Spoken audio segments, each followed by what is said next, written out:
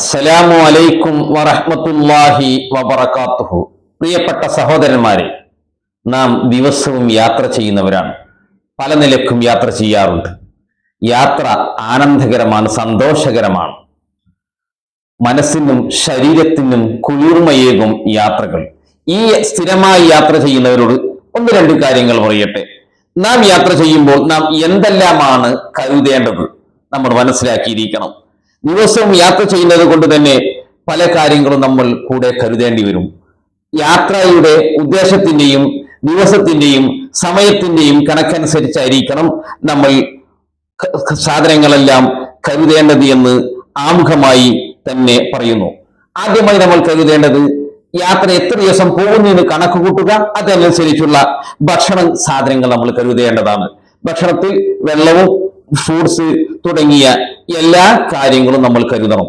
യാത്രക്ക് മുന്നോടിയായി തന്നെ അത്യാവശ്യത്തിന് വേണ്ട ഭക്ഷണങ്ങൾ കഴിക്കണം. പ്രാഥമിക കർമ്മങ്ങളെല്ലാം നിർവഹിക്കുകയും വേണം. പലപ്പോഴും യാത്രയിൽ പ്രാഥമിക കർമ്മങ്ങൾ നിർവഹിക്കാൻ പ്രയാസപ്പെടാറുണ്ടല്ലോ.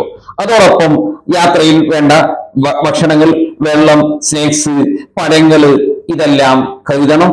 അത്യാവശ്യത്തിന് വേണ്ട വസ്ത്രങ്ങളും കരുതേണ്ടതാണ്. മരുന്ന് കഴിക്കുന്നവരാണെങ്കിൽ മരുന്ന് കൊണ്ടുപോകണം.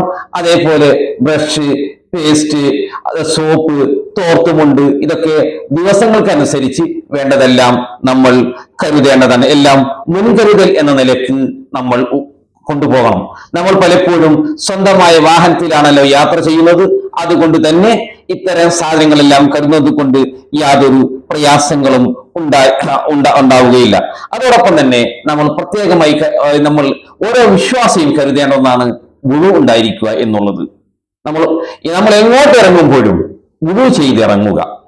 അത് ഏത് സമയത്ത് എപ്പോഴിറങ്ങുകയാണെങ്കിലും വുളു ഉണ്ടായിരിക്കൽ പ്രത്യേകം സുന്നത്താണല്ലോ.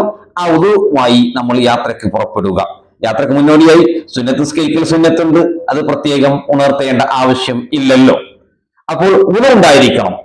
വുളു ഏത് സമയത്ത് നമ്മൾ കരുതുക. വുളു ഉണ്ടായ പല ഗുണങ്ങളൊന്നും സുന്നത്ത്, മറ്റൊന്നോടൊപ്പം പലപ്പോഴും യാത്ര ചെയ്യുമ്പോൾ ചിലയിടങ്ങളിൽ എത്തിയാൽ ചിലപ്പോൾ നിസ്കരിക്കാൻ സൗകര്യങ്ങൾ ഉണ്ടായിക്കൊള്ളണം എന്നില്ല ഉദ്ദേശിച്ച രൂപത്തിൽ. അപ്പോൾ ഉള്ള സ്ഥലങ്ങൾ ഉപയോഗപ്പെടുത്താൻ ഉണ്ടെങ്കിൽ നമുക്ക് സാധിക്കും.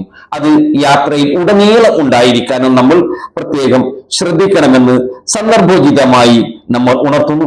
അതോടൊപ്പം അത്യാവശ്യത്തിന് വേണ്ട പുസ്തകങ്ങളൊക്കെ കരുതുന്നത് നല്ലതായിരിക്കും. ഒഴിവ് കിട്ടുമ്പോൾ വായിക്കാമല്ലോ.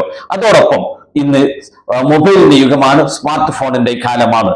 അത്യാവശ്യത്തിന് വേണ്ട മൊബൈൽ ഡാറ്റകളും അതേപോലെ മൊബൈൽ ചാർജർ നമ്മൾ കരുതണം. അതെല്ലാം ഉണ്ടാകുന്നത് വളരെ ഗുണകരമായിരിക്കും. സ്വന്തമായ വാഹനത്തിലാണ് പോകുന്നത് എങ്കിൽ വാഹനത്തിന്റെ എണ്ണ അതേപോലെ മെയിൻ്റെനൻസ് വർക്കുകളൊക്കെ നേരത്തെ തന്നെ തീർത്തു വെക്കുന്നതും നന്നായിരിക്കും. വയറിന്റെ സ്റ്റെപ്പിനെയും കരുതേണ്ടതാണ്. ഈ ദീർഘദൂര യാത്രയാണെങ്കിൽ സ്വന്തമായി വാഹനം ഓടിക്കുന്നവരാണെങ്കിൽ പോലും സ്റ്റെപ്പിനിയായി ഒരു ഡ്രൈവറെ കരുതുക.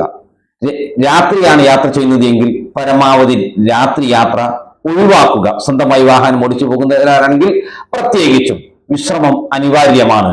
വിശ്രമമില്ലാതെയുള്ള യാത്രകൾ പലപ്പോഴും അപകടത്തിലേക്ക് എത്തിക്കുന്നത് നമ്മൾ എത്രയോ കണ്ടുവരുന്നതാണല്ലോ. അതുകൊണ്ട് യാത്രയിൽ പലതും കരുതാനുണ്ട്.